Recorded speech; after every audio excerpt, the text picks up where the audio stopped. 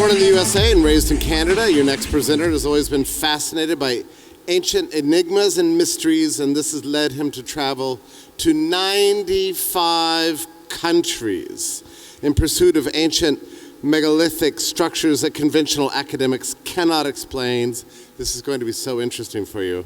So far, he's written 35 books and made more than 1,000 YouTube videos covering such topics as lost ancient high technology and elongated humanoid skulls in Egypt, Peru, Bolivia, Lebanon, Easter Islands, and other locations.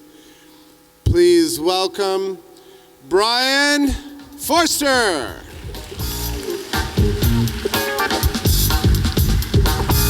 Thank you. Can everyone hear me okay? No? Sound? Does that sound good? Okay, great, thank you. Okay, I want to thank Jeff Berwick for inviting me here. And I want to show you our history, but much more important, what we term forbidden archaeology. This is information and evidence that standard academics refuse to look at. And that's why it's important not to discuss things with academics, but to give it to you, the world, and have you decide. So, for example, this is Machu Picchu in Peru. And if you look at this picture, Machu Picchu was abandoned in 1535 by the Inka, and it was never restored. They left it intact. So when you look at this picture, you can see that the work on top is very crude, and the work below is megalithic. So that's a big difference in terms of construction. How could this be the work of one set of builders? Also, you notice the gaps in the large stones below. I was there with a geologist, and she said that would be the result of an earthquake of 9 to 9.5. So if this earthquake had happened during Inca times, then clearly the stones on the top would have fallen down. So what I'm going to be discussing is an ancient series of cataclysmic events that happened, destroying very advanced civilizations, and then the collapse of humanity. And it took 6,000 years before humanity could group back together again and create the civilizations we understand, such as Sumeria, Egypt, and the Indus Valley. And again, the important work being done now is being done by independent researchers, not by academics. So here we have Stonehenge. And thanks to the work of many researchers, such as Maria Wheatley, who's here, she's studied Stonehenge for 35 years. And the standard radiocarbon dating of Stonehenge is 4,500 years. But independent testing, multiple times, show that Stonehenge is 12,000 years old. And originally, it was a perfect pair of two circles. The outer stones were brought from a quarry 25 miles away, and the inner stones from 160 miles away. Then nearby, we have Avebury, where there are stones as large as 100 tons. And they were moved from a quarry 3 miles away.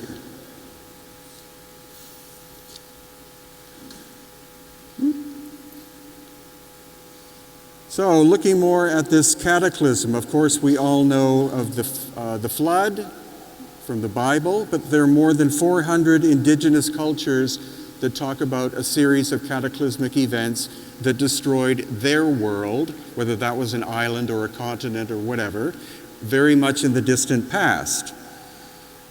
And thanks to scientific evidence, we're able to see that there was a series of cataclysmic events that happened likely from things that came from outside of our solar system, came into our solar system, and wreaked havoc. And also thanks to recent advances in technology, this, of course, is the mythical city of Atlantis. But thanks to modern mapping and things like that, a lot of attention is being focused on this, which is called the Richat structure in Mauritania. And some academics think it's a collapsed volcano, which is unlikely. Others think it's an impact from a meteor, which is unlikely. And actually, Josh, who was just up here, is going to be going and exploring this place in person. So you can see it's a series of rings with ridges, and that's exactly the way that Atlantis is described. It's been measured at 23 kilometers in diameter, which is supposedly the diameter of Atlantis. And it's located in Mauritania. And what Plato says is that it was beyond the Pillars of Hercules, which is where Gibraltar is. And Gibraltar is just to the northeast of here. So that's just an interesting kind of development from recent times. But in October, they discovered an impact crater in Greenland where an asteroid, a mile long, struck the surface about 12,000 years ago. And this is the size of the impact crater that was created. It was made of nickel iron, and it hit with a force of 47 million Hiroshima bombs. So that possibly could have destabilized the planet, and that's what I'm going to be getting into. The big question is, why is our planet at 23.5 degrees? Why is it like this? In a perfect solar system, all the planets should be vertical. So something happened to our planet, probably many times, that altered the axis of the Earth. And this is some of the evidence. We have the megafauna of North America, of which there were 120 species, and they all died off, all millions of them, over the course of less than 1,000 years. So that wasn't simply a climate change, it wasn't the destruction by native people. I think what happened is that this massive destructive event caused the axis of the Earth to shift very rapidly. And that's why hundreds of thousands of woolly mammoths have been found in Siberia with fresh buttercups in their mouths. They were eating food one minute, they were flash frozen the next minute. And so a number of different theories cover this. Work by Allen and Dallaire, who believe that a number of comets or comet fragments entered our atmosphere and struck the Earth and altered the axis. And they believe this happened about 12,000 years ago. And then following up on this is the work of Barbara Hahn-Clow. And she believes as well that this happened 12,000 years ago and created an effect on what was left of humanity called catastrophobia. It was so devastating that it caused mental anguish for thousands of years. And she believes that the so-called caveman period is from 12,000 years ago to 6,000 years ago. That because of all of the devastating effects, those that survived had to find refuge somewhere underground. And again, 12,000 years ago. And then the work of Dr. Paul Laviolette with his superwave theory. And with this, he believes that every 13,000 years, the center of our galaxy emits energy that goes across the galactic plane. That includes radiation. And so he believes the last event of this sort happened 12,000 years ago and included this energy going straight through our sun and sending pulses of plasma towards our planet, causing the vaporization or rapid melting of much of the North Pole. And then the sea levels rose by 350 to 400 feet very rapidly. That is the ancient flood. And backing this up is the work of Dr. Robert Schoch, who again believes that solar outbursts happened 12,000 years ago that melted the poles very rapidly, rapidly rising the sea level and destabilizing the planet. So not just the asteroid striking, but suddenly you have ice turn to water, and that would cause the Earth to destabilize, and then finally it would find a balance point. And from that, I was able to write my own book, Aftershock, about these devastating events that likely took place over the course of 300 or 400 years. So the people are gone, the written records are gone, and what we're left are stone constructions. So this is in Cusco, Peru, and you can see on the right-hand side super tight-fitting stonework of great precision. And then on the left-hand side, much cruder work, some stones being put back into place, and then when they ran out of that material, they had to find other stone to put in. And when we look at the first topographical map of the city of Cusco by the Spanish, you can see thin walls and thick walls. So that shows you around 1535 that this map maker was distinguishing between the megalithic structures, which are the thick walls, and the thinner walls, which are the Inca repairs. And you can see none of the megalithic structures are intact, so Cusco was hit by a devastating series of cataclysms. And then also in Cusco we have these polygonal structures. So what you're looking at is the early megalithic construction on the bottom, and then the Inca repair work above it. And at another location called Sacsayhuaman, which is above Cusco, this megalithic wall, you can see the Inca repair work on top. Some of the stones in this wall weigh 120 tons. And there are no trees, or there were no trees during Inca times that grew straight, so you had nothing to use as rollers. So how would they have moved those stones from the quarry? And during the last phase of the Inca before the Spanish conquest, this is an example of a royal palace of the Inca. So you can see it's made basically up of mud walls. This is Inca period construction. And then when we go to Ollantaytambo in the Sacred Valley of Peru, again, you have these megalithic stones, and then you have Inca repair work on top of it. And back to Machu Picchu, that beautifully curved wall in the background. Notice the two top layers of stone were put back into place crudely by the Inca. So the Inca found Machu Picchu, and then they rebuilt it. And then notice the crude wall in front.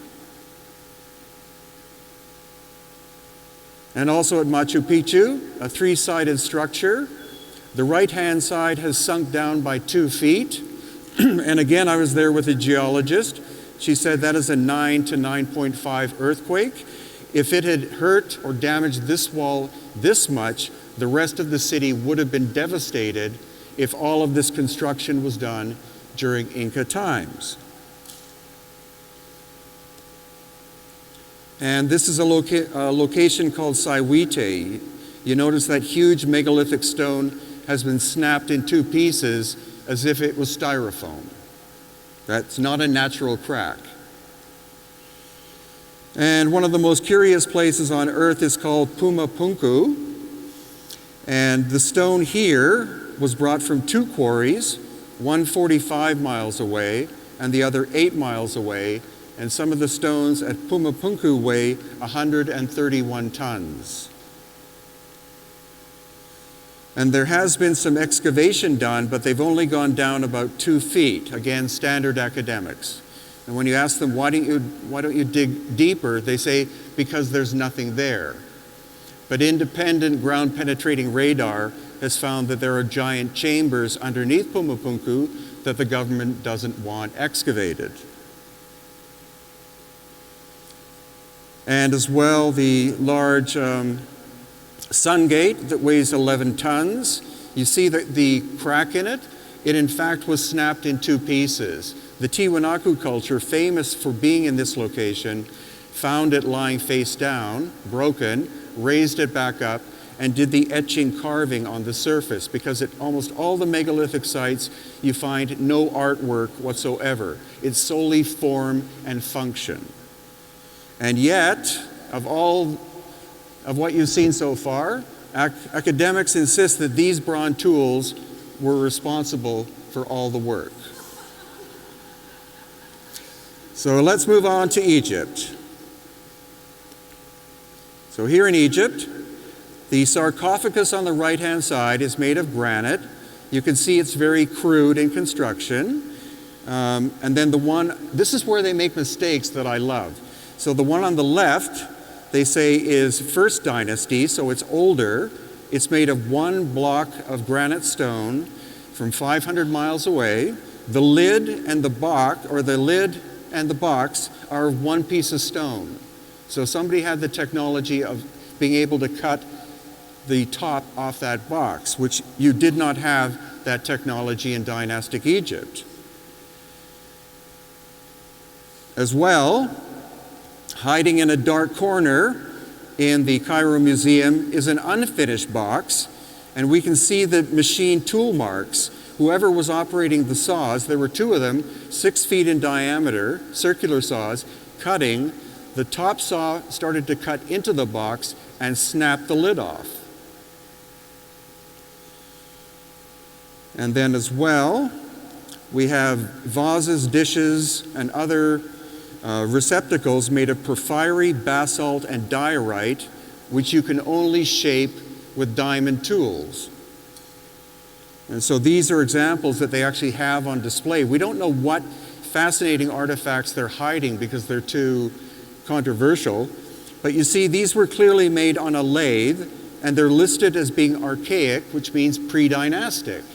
So they're telling us that these were made prior to the invention of the potter's wheel. And if there were 9 of them, that would be curious, but in fact, they found 30 to 40,000 of them in one location. That's a lot of work. And then the Great Pyramid. The Great Pyramid is not a 4-sided structure, it's 12 or 8-sided.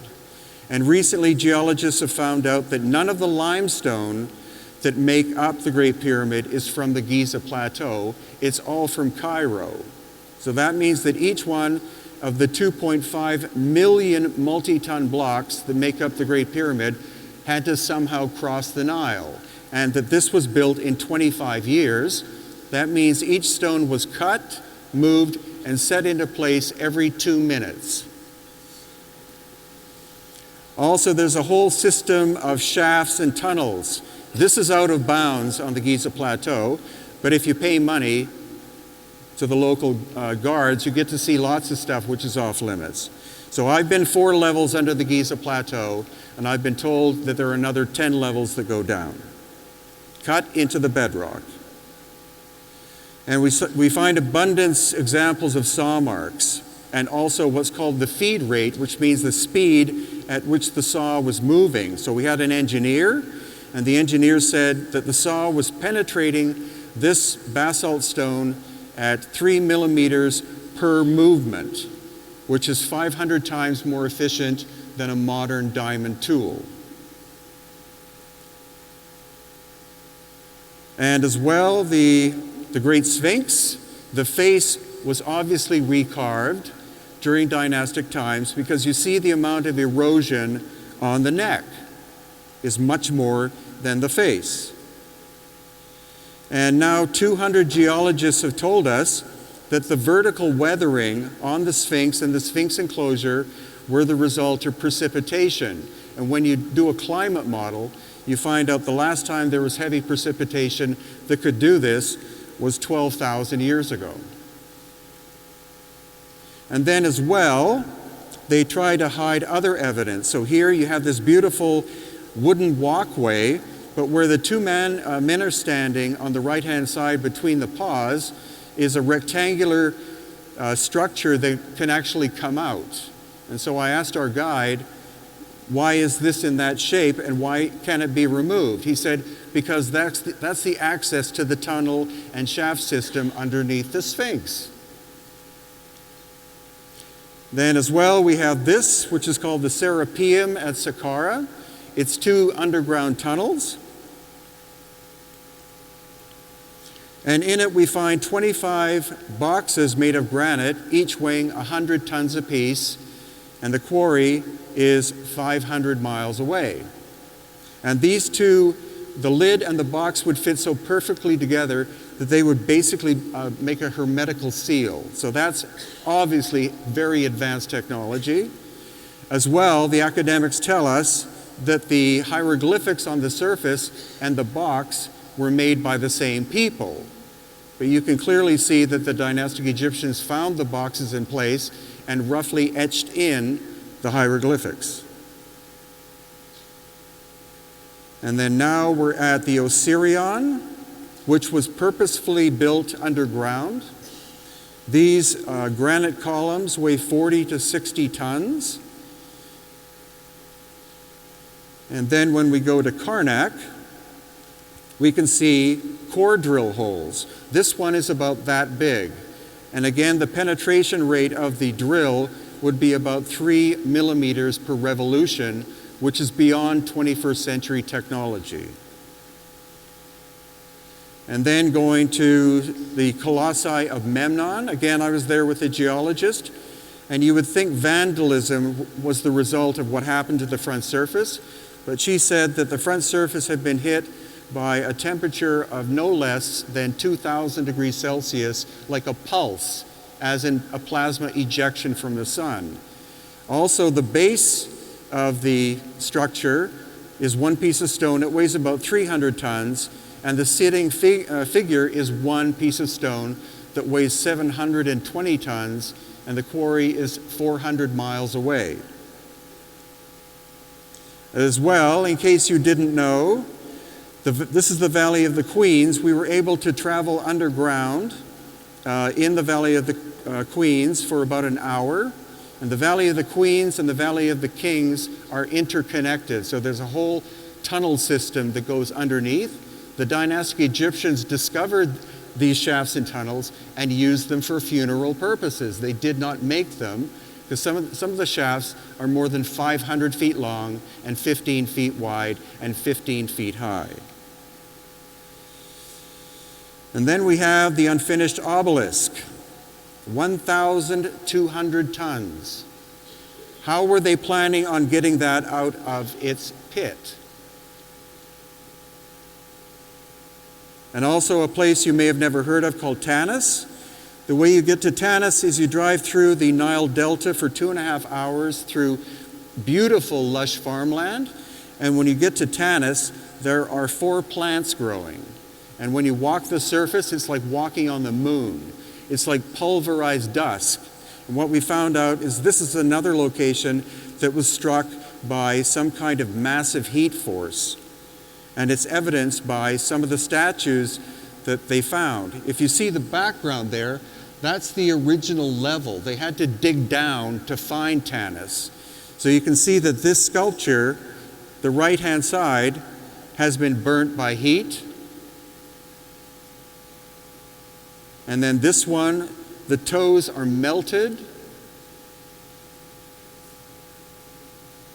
This is another example.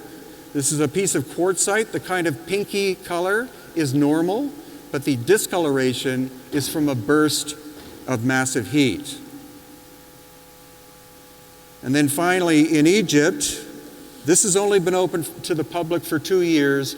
It costs $3,000 to rent it for 2 hours. But the great thing is that Egypt has been one of the most secretive countries in the world in terms of you're not allowed to see this, you're not allowed to see that. They actually decided to open this up to make money. So Egypt is opening up this way. So I said, I don't care what it costs. We paid our $3,000, and this is a glimpse of what you get to see. So you enter into the bedrock, then you go down a ladder, 40 feet to the first level.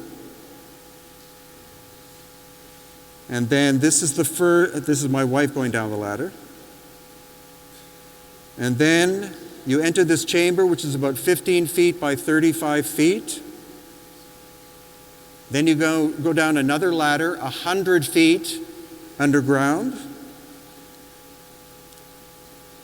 And you get to another big chamber that has 2 massive boxes in it. And then finally, you go down to the 3rd level, which is another 60 feet. So you get to go down more than 200 feet under the Giza Plateau. So that's the great thing. The new Minister of Supreme Antiquities, is starting to open doors that have been rusted shut, open to the public, which thank God for that.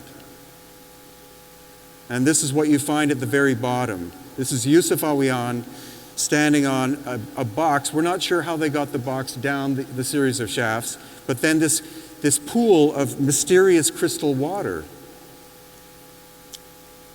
As well, when you go to Luxor, you notice that it has this sudden angle.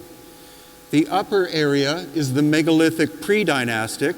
The lower area is dynastic. So between the pre-dynastic and dynastic times, that gives us evidence that the axis of the earth suddenly shifted, because all the sites are perfectly aligned to north, south, east, and west, but we find locations in Egypt where instead of east and west, they're off by 23 degrees. That's a shifting of the earth.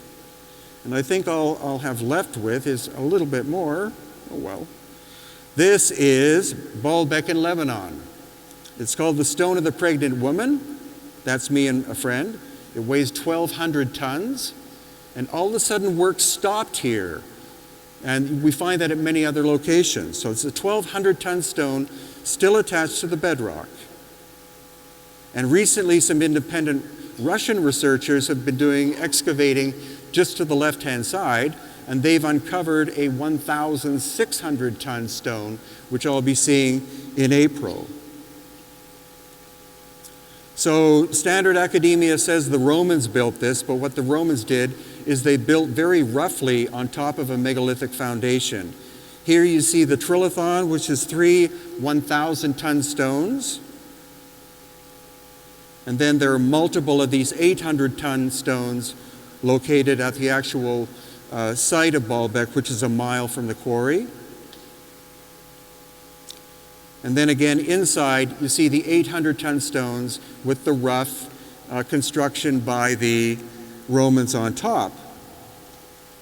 And I guess I'll be allowed to do left is Petra. You all know this picture.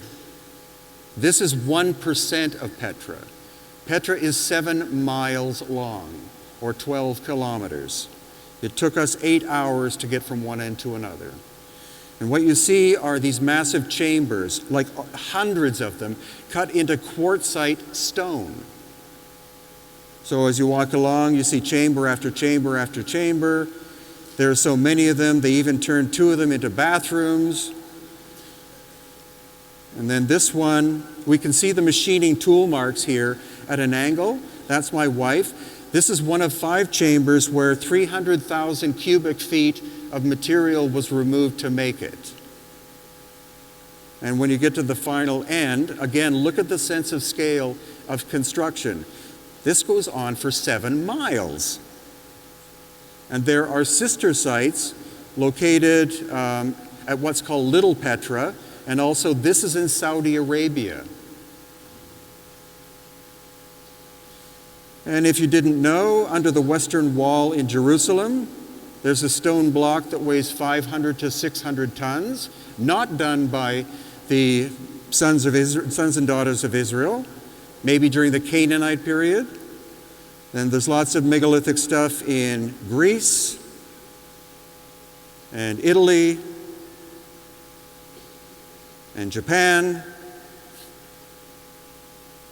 and Easter Island.